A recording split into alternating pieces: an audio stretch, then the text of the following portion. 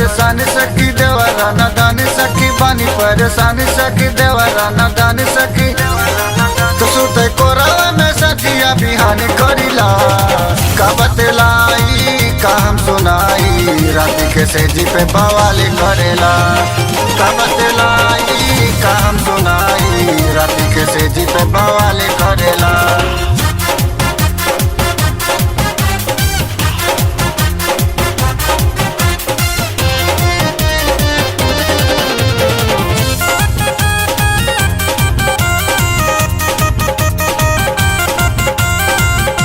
पिया बसल बाड़े जाके उ तो परदेसो देवरा चलावे हमारा पे हुआ देसो ए सखी पिया बसल बाड़े जाके उ तो परदेसो देवरा चलावे हमारा पे हुआ देसो तो खाली हमारा पे सखी ध्यान करेला का बतलाई का हम सुनाई रात के सेजी पे बवाल करेला का बतलाई का हम सुनाई रात के सेजी पे बवाल करेला। Krishna recording studio Delhi.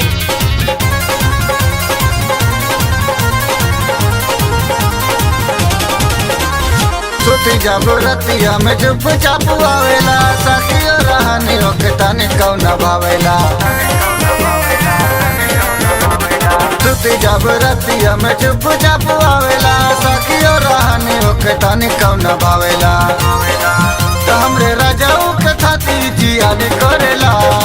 का बतलाई का हम सुनाई रात के सेजी पे बवाल करेला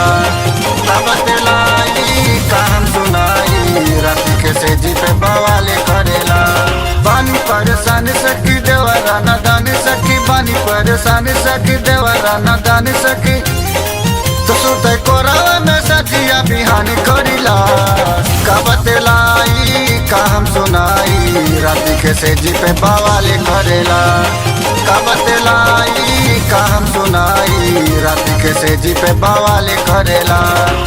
RCM म्यूजिक न्यू ऐप अभी डाउनलोड कीजिए हमारे गूगल प्ले स्टोर से और पाए भोजपुरी लोकगीतों का एक से बढ़कर एक ऑडियो वीडियो सॉन्ग बिल्कुल मुफ्त।